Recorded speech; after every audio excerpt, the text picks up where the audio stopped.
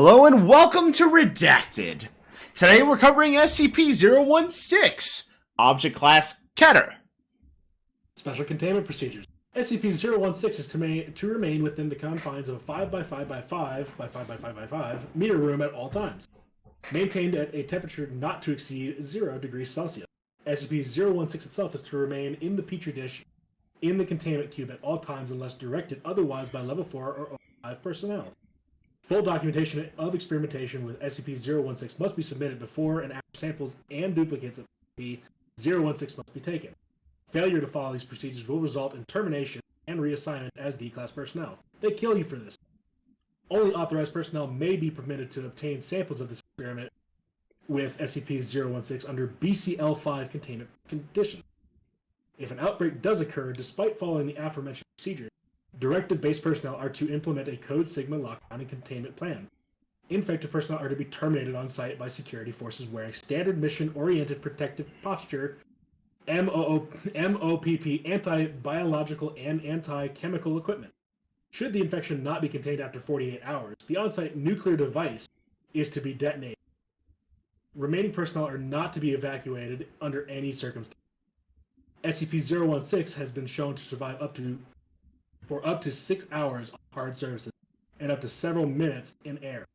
High-intensity ultraviolet light and high concentrations of orthophthaldehyde solutions have been demonstrated to be effective in disinfecting non-organic surfaces. SCP-016 is a blood-borne pathogen recovered from a mine worker in Redacted, who injured himself while working in a deep coal seam. Said wound became contaminated with coal dust from the mine, possibly infecting the worker with dormant spores.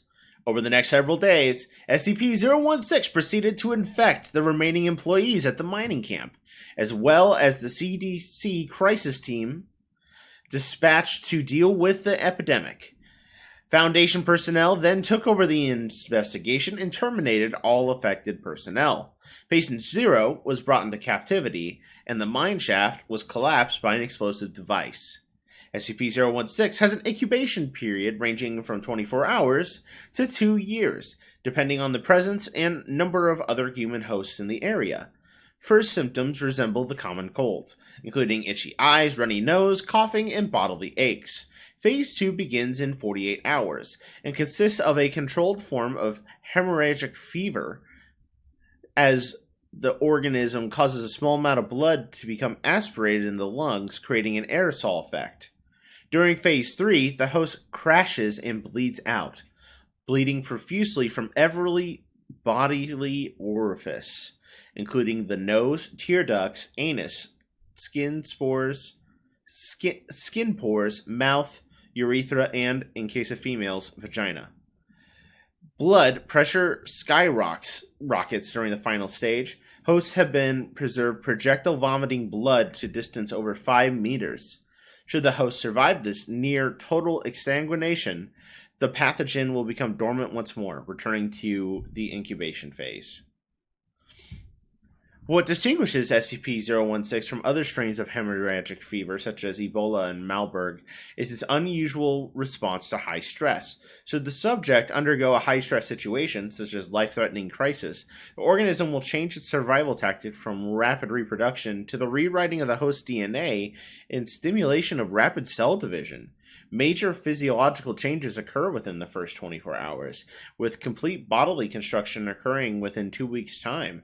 Most hosts do not survive the process due to heavy demands made on the body. See footnote. Footnote reads, due to similarities as fatal contagions that stimulate the production of excess organs, a possible link to SCP-1801 is under investigation. An interesting side effect of the transformation is an increased aggressive urge. It is believed that this may be an attempt to maximize the spread of the virus in a manner similar to rabies. On another note, subjects who undergo bodily transformation no longer appear to exhibit SCP-016's hemorrhagic properties.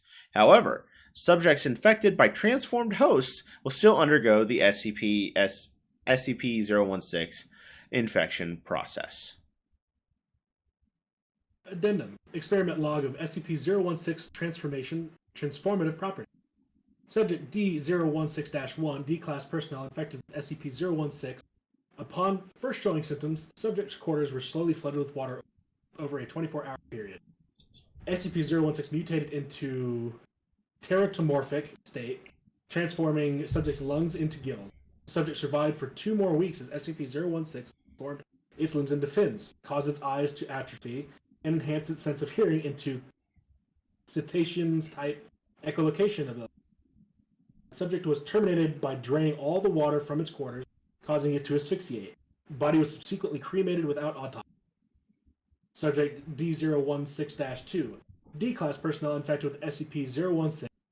Upon first showing symptoms, subject's quarters were slowly flooded with water over a 24-hour period. SCP-1016 mutated into tetramorphic state, causing the subject to undergo rapid muscular growth and increased bone growth on knuckles. Subject attempted to escape from confinement by punching through the reinforced steel door. Subject was not successful by drowning.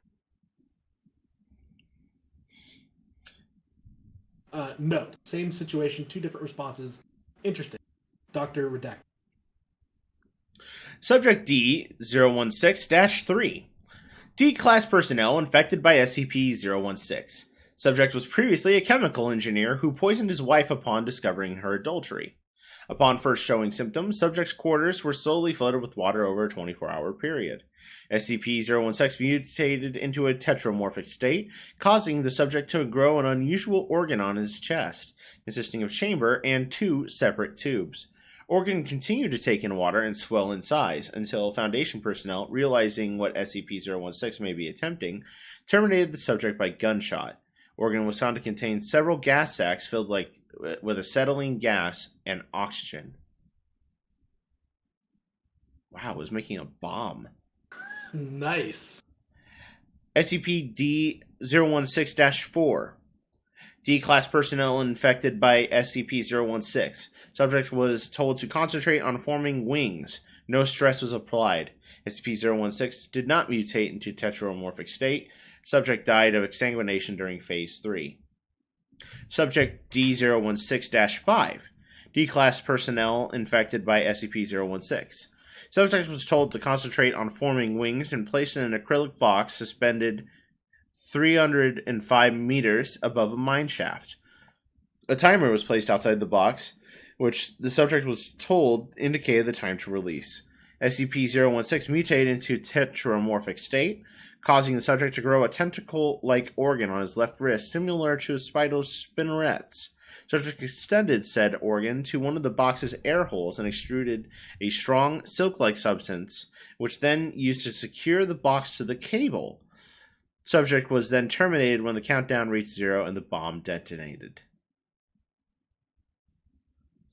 Thank you for enjoying this episode of Redacted. Next time on Redacted.